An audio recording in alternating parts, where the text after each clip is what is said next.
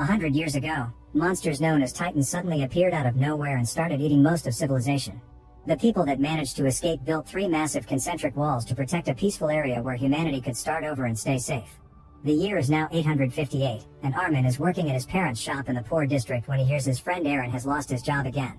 Armin decides to pay him a visit, and on his way out, he bumps into a little boy with a squealing device that is now broken. It was Armin who built it, and now he promises he will repair it soon. Afterward, Armin picks up Mikasa and together they go looking for Aaron, only to find him standing on part of an old missile. Armin thinks it's dangerous to go near it, but even if it actually isn't functional, Aaron wouldn't have minded blowing up this whole place. Mikasa scolds Aaron for always losing his jobs, but Aaron responds by asking them if they truly are happy with their current lives. Armin admits he would like to build more gadgets, but that's sadly illegal. Mikasa doesn't know what to answer, so Aaron reminds them that the interior walls are populated with rich people and wonders if they want to move there or leave to the outside world, because he doesn't like the idea of staying here forever. Then Aaron begins kicking the missile, and when the dirt falls off, they discover a drawing of the ocean, which they never saw before. Mikasa's dying to see the ocean someday, so Aaron drags his friends to the base of the wall by sneaking around the guards at the outpost. The trio stares at the wall with awe, especially Mikasa because she's never been so close to it. When the wind picks up and she shivers, Aaron gives her his scarf. Mikasa then admits she isn't ready to leave the walls and Armin reminds them that the outside world is infested with Titans, but Aaron isn't sure they should even believe in Titans at all since they haven't seen one in a century. Aaron gets ready to climb the wall, but at that moment the guards see them and try to arrest them. When they grab Mikasa, Aaron gets angry and begins fighting back, but the brawl is interrupted by Captain Suda, who has known Aaron for a while. Suda explains that the military is forming a new branch that will journey outside the walls and invites Aaron to join the new group so he can finally reclaim the land beyond the wall, an idea that is very appealing to Aaron. Suddenly the ground starts shaking and a loud roar can be heard as a colossal Titan appears by the wall. Suda and the teens can't believe a Titan can be taller than the wall and they begin running away as the colossal Titan begins kicking to create a hole in the wall. Debris begins falling all over the place and Suda orders his men to get the cannons ready while a bunch of regular-sized Titans appears and begins entering the area through the hole. The guards immediately open fire, but it's pointless because the Titans' injuries heal quickly. With nothing to stop them, the Titans begin devouring the soldiers, causing a guard to use a gun to end things for himself to avoid getting chewed on. The trio runs back to town, but the Titans also move there to crush the buildings and eat the citizens, including Armin's father. Panic takes over the population and they begin running away, not caring who they may leave behind. Aaron and Mikasa end up being swept along by the crowd, but when they're about to enter a safe house, Mikasa notices a woman with a baby that can't move along and Aaron offers to help. He drags the mother along the crowd, not realizing she dropped the baby, so Mikasa goes back for the child. The crowd tramples over her and Aaron is pushed into the house right before the doors close. The other citizens won't let him open the door again, so Aaron looks through the window to look at Mikasa, finding her on the ground with the baby, but then a Titan arrives and everyone in the house is knocked down by a huge blast. By the time Aaron manages to stand up and check outside, Mikasa, the baby, and the Titan are gone. At that moment someone begins screaming, and Aaron turns around to discover the Titans are tearing the roof off the house and eating the people inside. Terrified, Aaron runs away. 2 years later, humanity has abandoned the agriculture zone, which has resulted in a massive food shortage. Aaron has joined the Scout Regiment, and Director Kubal informs the team that their job is to restore the outer wall in order to reclaim the farmlands. To do so, Weapons Squad leader Hans introduces everyone to the ODMG, or Omnidirectional Mobility Gear, a set of waist-mounted grappling hooks and gas-powered propulsion enabling immense mobility in 3 dimensions. However, when she tries to show it off, she accidentally fires its anchors into the crowd, causing a very awkward moment. Kubal ends the meeting by telling the group will meet with another team led by Captain Shikishima and Omotomachi. Afterward, Aaron watches the scouts say goodbye to their families, which is incredibly upsetting, especially for the young kids left behind. Aaron tries to comfort a crying Armin because they don't have anyone waiting for them, but at that moment, a scout's little sibling gifts Armin a tiny doll so he also has a goodbye memory. Then the team goes to get some food and Armin and Aaron are shocked to find Suda is there getting drunk. Suda notices Mikasa isn't with them, getting upset when they tell him they've lost her, and Aaron explains he's joined the scouts precisely to get revenge. However, Suda thinks only killing a Titan or 2 won't make a difference. Their reunion is interrupted by Sasha, who is always hungry and hates that they're blocking the line. Over dinner, Armin tries to explain to Sasha the plan to repair the wall and capture the Titans using mashed potatoes, but Sasha's more interested in eating the example. Previous restoration missions failed and the only explosives the army has left are in Omotomachi, so Armin feels that if they fail too, it'll be the end of humanity.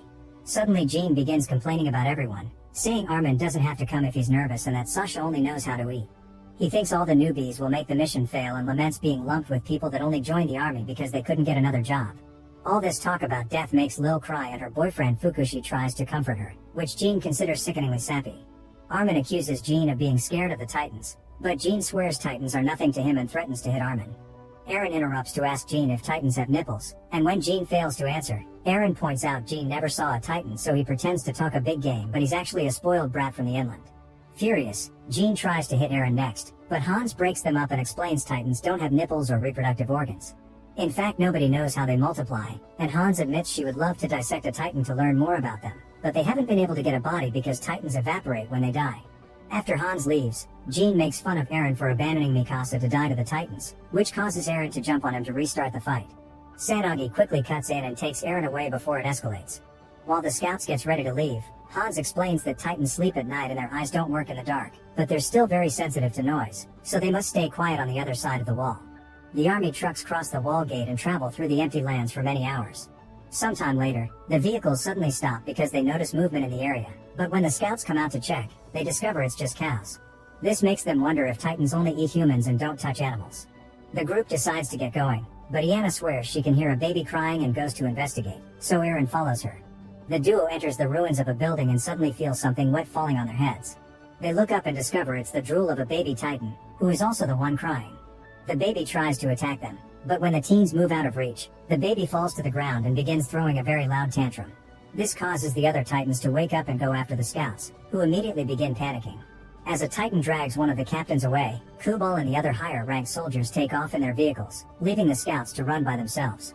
The scouts wonder if they should use their ODMGs, but the buildings here aren't tall enough to be effective. As the group runs, Armin trips and falls, but when a Titan is about to grab him, Sanagi cuts in and grabs the Titan's arm to throw it away from the group. After lots of running, the scouts finally make it to Omotomachi, only to find their way blocked by a Titan. Aaron looks up at the monster and tries to remember Hans' classes when she explained how to use the ODMGs to attack the Titan's only weak spot, which is the back of their necks.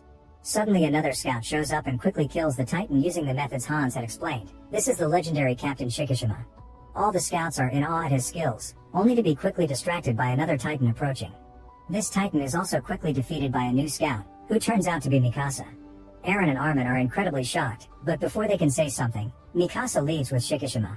Moments later, everyone reunites at the camp, and Shikishima shows Kubal all the explosives they've guarded well from the Titans while all the wounded scouts are given treatment. The healthy soldiers are given the duty to load the explosives into the trucks while Jean goes after Aaron to punch him for having woken up the Titans last night. Aaron responds by saying Jean soiled his pants when he saw his first Titan, which makes Jean attack him again and triggers a vicious fight. After lots of hits are exchanged, Aaron manages to knee Jean in the face, knocking him out. Aaron thinks he's victorious, but Mikasa suddenly shows up and pushes him from behind, asking everyone to be quiet. Armin wants to know what happened to her, but Mikasa leaves without answering. Afterward, Shikishima shows up and compliments Aaron's moves. When he hears Aaron's name, he makes him follow him into another room, where Shikishima explains he was the one that taught Mikasa how to easily fight Titans. Aaron wants to learn too, and Shikishima asks him why, so Aaron explains he hates the Titans because they trap the humans within the walls. This makes Shikishima laugh as he says that safety is their true enemy because humans have become cattle that live inside fences in fear of wolves. Aaron declares he isn't cattle, and Shikishima tells him that to prove that he should fly since the only way to gain is to let go. Meanwhile, Armin takes out the gadget he had to fix for his friend and tells Sasha that the kid sadly died. He also laments not being able to fly, because he heard stories of the old world having machines that let you do so. Kubal overhears this and reminds Armin that technological advancements only led to environmental destruction, wasted resources, and war. That's why they're illegal. While Suda treats Jean's wounds, he comments Aaron always liked to fight. Sanagi asks Jean why he hates Aaron so much, and Jean explains Aaron always looks like he is carrying the world's misery by himself. Sanagi points out that Aaron lost his girlfriend some years ago, and Suda informs them that was Mikasa, which shocks Aaron and Sanagi because that's the girl they saw fighting so well. Back to Aaron, he finds Mikasa playing an old piano and tries to tell her he's glad she's alive. Mikasa doesn't take the comment well and explains the baby she tried to save had been eaten by the Titan, and so was she. Then she raises her shirt to show Aaron the scar left by the Titan's teeth as she confesses the world is cruel and she's only interested in killing Titans. Their conversation is interrupted by Shikishima, who approaches Mikasa to share an apple in a rather intimate way. Shocked, Aaron runs outside and begins screaming in frustration until he's stopped by Iana, who reminds him this can attract more Titans. Then Iana takes him away to chat in a private spot, and they accidentally see Fukushi and Lil getting frisky. Iana shares the fact she has a daughter back home, and that she joined the military in exchange for child support. Suddenly she starts getting too close, asking Eren to get busy with her, but Eren freezes when he sees an eye through a hole in the wall. The Titan smashes through the wall and immediately grabs Yana to eat her while Hans notices there's a whole group of Titans incoming and raises the alarm. Eren and the other scouts grab their ODMGs and rush to the rooftops while Shikishima and Mikasa begin fighting the Titans, killing a bunch of them with no issues. Sanagi stays on the ground because he uses his axe to wound the Titans' legs and make them fall. Some of the newbies try to attack with the ODMGs, only to end up being eaten. Kubal orders his men to defend the explosives at all costs, unaware a mysterious masked person is watching him. Sasha and Armin are still on the ground, and while looking for cover, they find Lil clinging to Fukushi's body. Suda also arrives and Lil asks him to treat Fukushi, but Suda tells her he's dead and takes her away instead. While Armin and Sasha decide to get away from this hell, Hans notices one of the trucks with the explosives is being stolen by the masked person. Hans immediately makes the scouts go after it, and Lil manages to land on top of the vehicle to light the explosives. Then she enters the driver's cab and tries to take over the wheel, but the thief fights her for it. After lots of struggle, Lil manages to kick the thief out of the vehicle and drives it toward the Titans so she can have her revenge. The explosives go off when the truck crashes against the Titans, killing a bunch of them and Lil as well. Now they don't have any explosives left. On the roof of a building nearby, Eren watches with frustration how the remaining Titans continue to eat the soldiers. Jean is hiding on this roof too and says this is hell, so they should run. However, Eren remembers Shikishima's words and angrily tells Jean he refuses to live like cattle forever before he jumps away with his ODMG to fight the Titans. Shikishima is standing on the roof of another building and tries to guide Eren, telling him to fly toward them without fear. Unfortunately, Eren's determination isn't enough because he still lacks experience. He does manage to kill one Titan, but his blades still break and he accidentally flies into another Titan's mouth, where a single bite is enough to take Eren's leg before the Titan spits him out. Seeing Eren is useless, Shikishima leaves. On the ground, the team notices that the Titans are gathering around the building where Jean had been hiding. It seems Eren had been right and Jean only talked big game, but Armin gets an idea to help him. The scouts begin firing flares and making noise with various objects to get the Titans' attention, and when one of the Titans comes after them, Sasha blinds it by shooting arrows into its eyes at the same time Sanagi cripples it by attacking its legs. This distraction is enough for Jean to finally jump off and use the ODMG to land the final strike on the Titan's neck. Meanwhile, Mikasa continues to fight the Titans and discovers Eren's unconscious body, but she decides to leave him because fighting is more important. Back to the team, everyone begins running away, but Armin freezes when Jean tells him Eren is dead. This allows a Titan to surprise him from behind and capture him. At that moment, Eren regains consciousness and sees Armin is about to be eaten. Sasha tries to make the Titan drop Armin by shooting arrows at it, but they're barely a tickle for such a beast. Sanagi and Jean also try to attack, but their efforts are pointless. Then the Titan puts Armin in its mouth and Eren makes an effort to jump on one leg to land on the Titan's lips to try to save his best friend. Pulling with all his strength, Eren manages to take Armin out of the Titan's throat and throw him away right before the Titan closes its mouth, which causes Eren to lose his arm. After falling down the Titan's throat, Eren lands in the stomach and finds Yana's body, causing him to have a total breakdown. Meanwhile, the scouts gather on top of the same building and Hans informs them Kubal left with his inner circle, which means they're probably being used as bait. Mikasa arrives as well and Armin gives her Eren's arm as he explains what happened. This deeply hurts Mikasa, but she bottles up her pain and goes back to fighting so she can open a path for the others to escape.